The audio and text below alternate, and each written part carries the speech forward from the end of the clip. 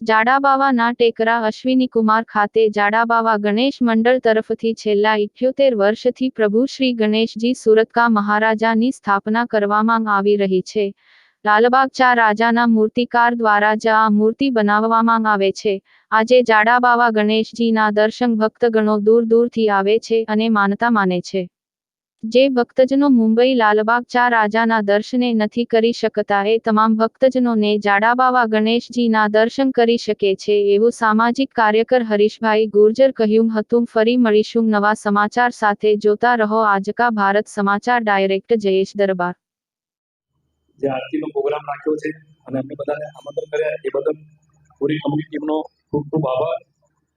હું આ જાડાબાવાના જે ગણપતિ છે એના વિશે શું વાત કરું કે વર્ષો પહેલા હું સાયકલ લઈને જોવા આવતો હતો આ ગણેશ ભગવાનના દર્શન કરવા.